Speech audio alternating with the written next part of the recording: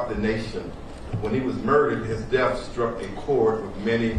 So with that, Your Honor, I would respectfully ask that Eric Holder be sentenced to the maximum sentence possible, especially due to the fact that he has never apologized, never shown any remorse for what he did. So I believe that he deserves the maximum sentence possible. And in my closing, many young people are monitoring and watching this, and they're depending on you to be their voice for justice. And I want to thank D.A. McKinney for bringing Mr. Holder to justice and serving the people of California and our community with pride and dignity and doing your job.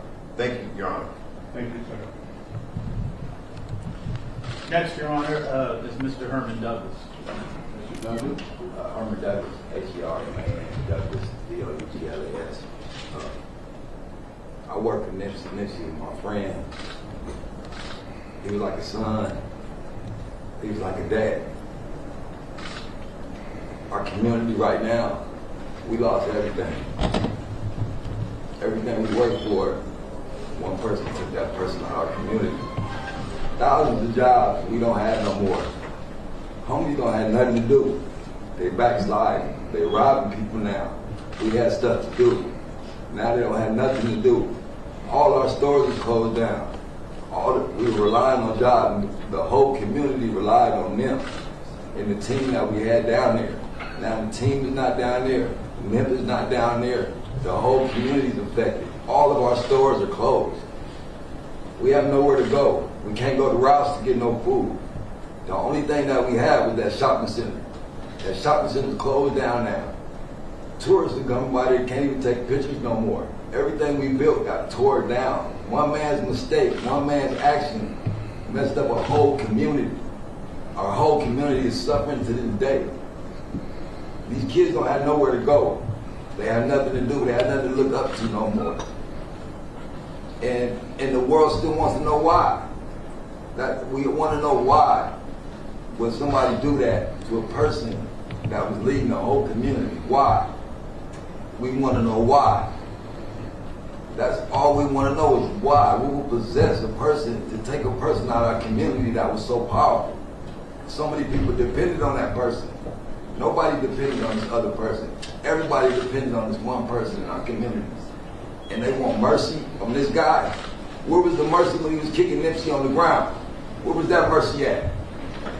Where was that mercy at? You want some mercy? You want somebody to show you some love? You ain't even looked at nobody. You ain't even looked at the jury and show no respect, no remorse. Sir. To say, my bad, I messed up. Sir. I got you. I'm trying to do it the right way. Thank you, sir. All right.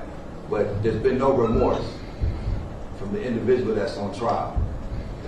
So I'm asking you, Judge, it really, the time, I don't care what you get this guy. It ain't about the time. I need to know why. I wish I could get that.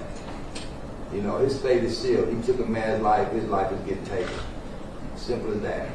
It goes against the body. So his life has been forfeited. So he has to deal with God. Like I said, I just would like to know why. Why would you take such a person out of our community like that? So, Judge, I know you're going to do the right thing. Thank you.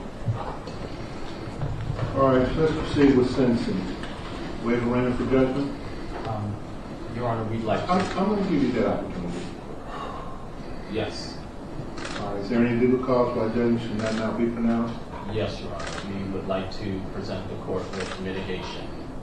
All right. Proceed.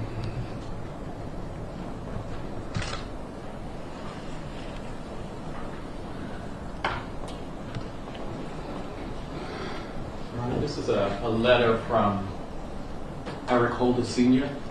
to this court, and I'd like to read it and make it part of the record.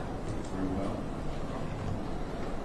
My name is Eric Holder Sr., the father of Eric Holder Jr. I first want to express my sincerest and deepest apologies to Mr. Kerry Latham, Sherman Villanueva, and the family of Ermias Ascadon for the fatal action taken by my son, Eric Jr. I know there are not enough words for apologies that will fill the void, the loss, the pain, the deep sorrow, and the family of Ermias Askedam is experiencing. You cannot imagine the agony, the grief, the utter disbelief and devastation I feel knowing my son, Eric Jr., took another person's life. I question myself every day, asking if I, as a father, did everything possible to help Eric Jr. stabilize his mental health condition.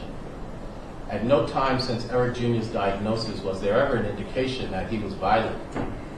I witnessed Eric Jr. on several occasions have conversations when no one was present. But those conversations did not result in anything violent.